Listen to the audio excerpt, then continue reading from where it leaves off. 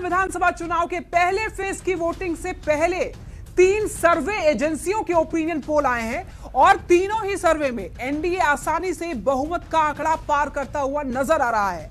तो क्या कहते हैं ओपिनियन पोल्स के ये आंकड़े, इस रिपोर्ट के जरिए आप समझिए। गुरुवार 6 नवंबर को बिहार विधानसभा चुनाव के पहले चरण की वोटिंग हुई। उससे 2 दिन पहले 3 सर्वे एजेंसियों के ओपिनियन पोल्स सार्वजनिक किए गए हैं।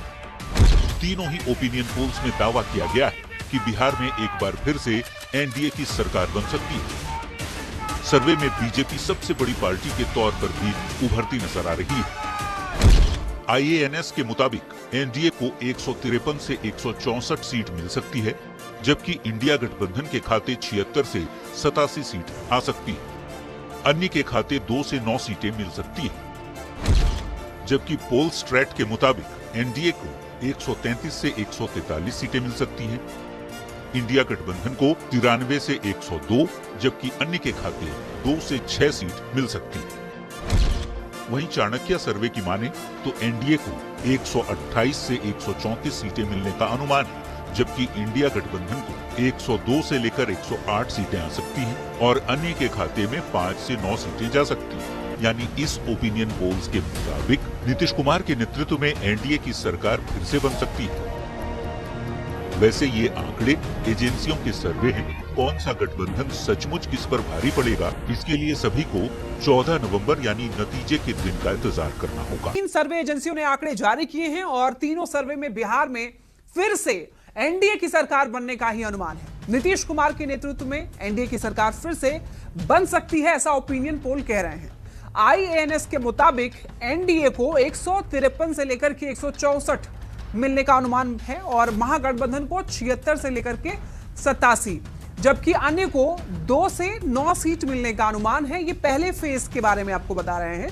पोल स्टार्ट के मुताबिक एनडीए को, हालांकि देखिए आपको बता दें कि एनडीए को अगर पूरे सीटों की बात करें तो 133 से 143 सीटें मिल सकती है और महागठबंधन को 93 से लेकर 102 सीट मिलने की संभावना जताई गई है, जबकि अन्य को 2 से 6 सीट मिलने का अनुमान है। इसके अलावा देखिए चाणक्य स्ट्रैटेजी के मुताबिक एनडीए को 128 से 134 मिलने की उम्मीद है और महागठबंधन को 102 से 108 सीट मिलने की उम्मीद जताई गई है और अन्य के खाते में 5 से 9 सीट आ सकती है। 87 सीट का अनुमान है और जेडीयू को 61 से लेकर के 65 सीट का अनुमान यहां पर जताया गया है। इसके अलावा घटक दल हम को 4 से 5 सीट मिलने का अनुमान जताया गया है। वहीं एलजेपी आरवी यानी चिराग पासवान की जो पार्टी है उसको 4 से 5 सीट मिल सकता है। आरजेडी को 62 से लेकर के 66 सीट का अनुमान जताया है और कांग्रेस को 7 से लेकर के 9 सीट मिलने का अनुमान जताया गया है। इसके अलावा वीआईपी जो कि महागठबंधन का हिस्सा है उसके पास 1 से 2 सीट जा सकती है। वहीं एआईएमआईएम को 1 से 2 सीट मिलने का अनुमान जताया गया है और वहीं जन स्वराज की बात करें तो जन स्वराज को 1 से 3 सीट मिलने का केवल अनुमान जताया गया है। अब देखिए पोल स्ट्रैट का बिहार ओपिनियन पोल क्या कहता है।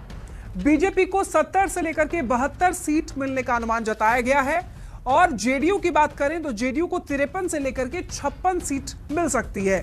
वहीं एलजेपी आरवी को 10 से 12 सीट यहां पर मिलने का अनुमान जताया गया है।